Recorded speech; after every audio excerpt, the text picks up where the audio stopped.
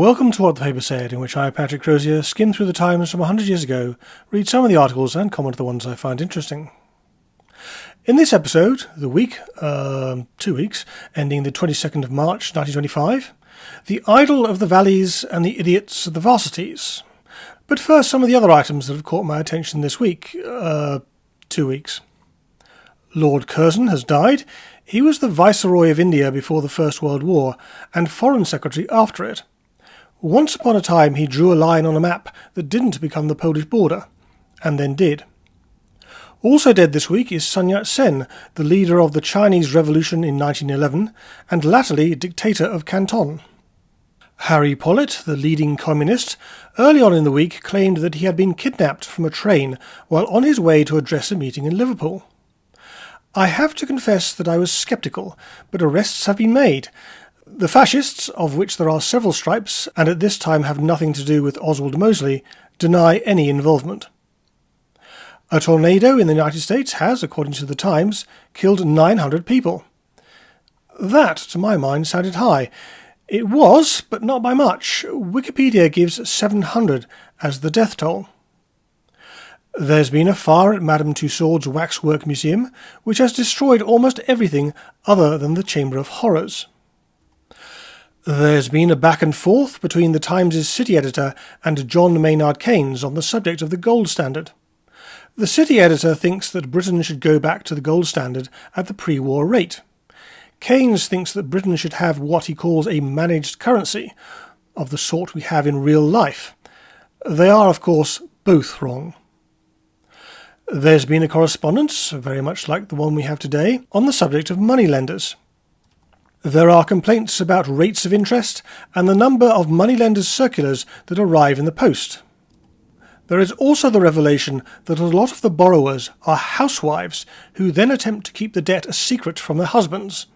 The first the husband knows about it is when the bailiffs arrive. This week I learnt that when it comes to elections for poor law boards, the recipients get a vote. That sounds like a conflict of interest to me. Thank goodness we've sorted that one out.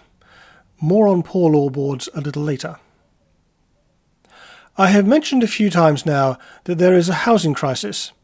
Unlike the modern version, this one has many causes. The crisis has led to all sorts of harebrained schemes being entertained. One is the idea of making houses out of steel.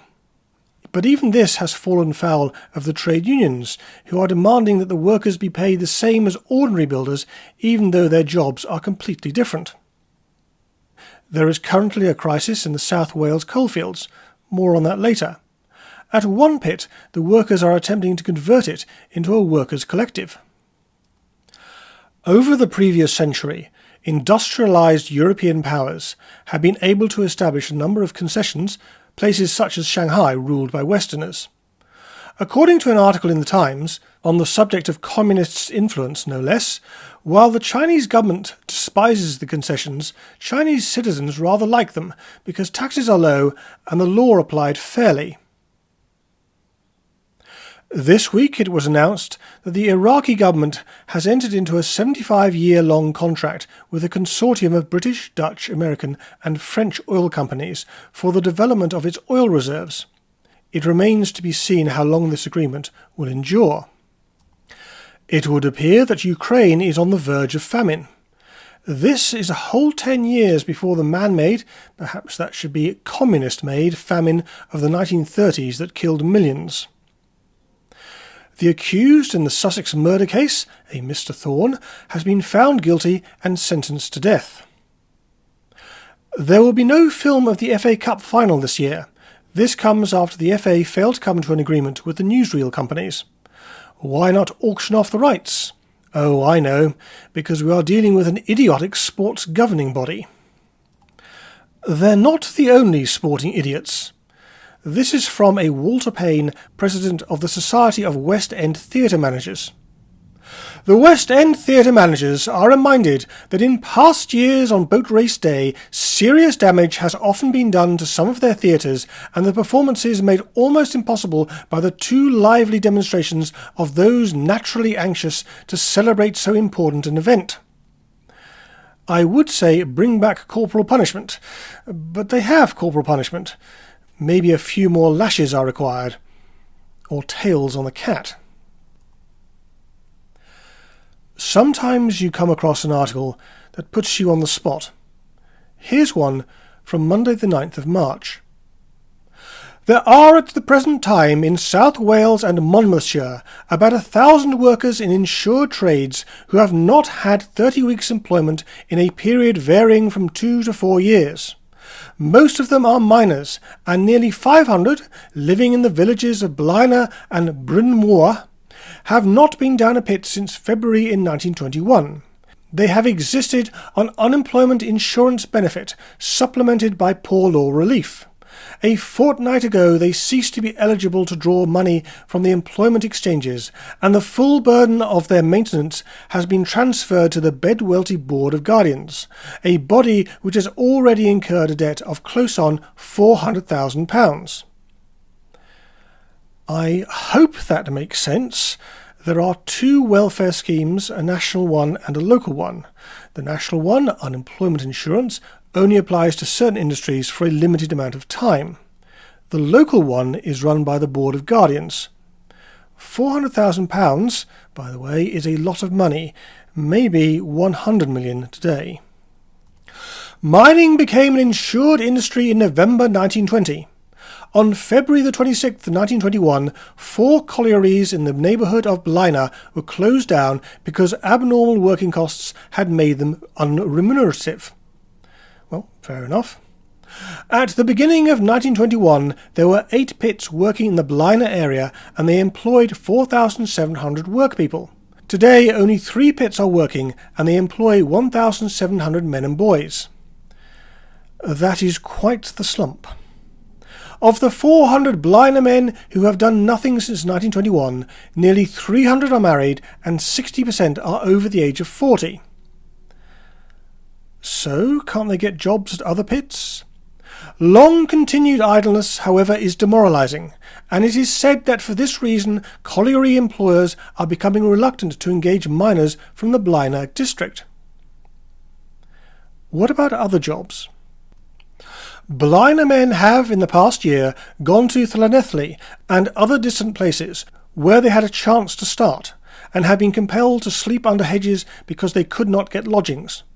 In the end, they have walked home again.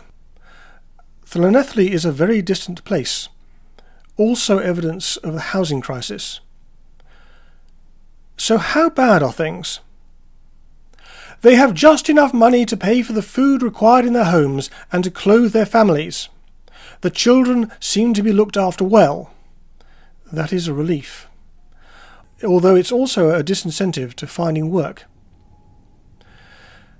So what's going wrong here? 100 things, probably. Why did the pits close?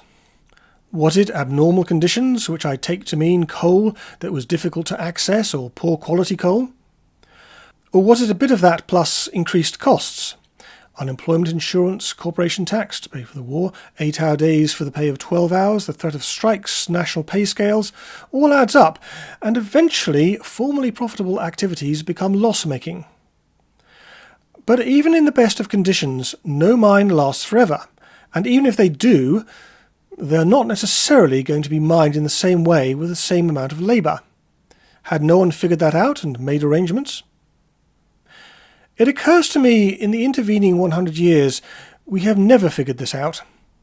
On a larger scale, jobs are in the south, but there is not enough housing, so people can't move.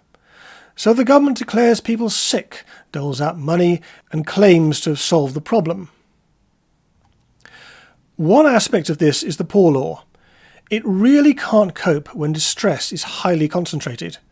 This is a shame, because its strength was its ability to match, insofar as the state can ever do this, local means to local needs, and its ability to keep costs down while ensuring that the people who needed it got help. Anyway, that's all for this week. At this point, I believe I'm supposed to say something about liking and subscribing, if you're logged in, that is, or leave a comment or question. In the meantime, I aim to have something up next week, but I promise nothing.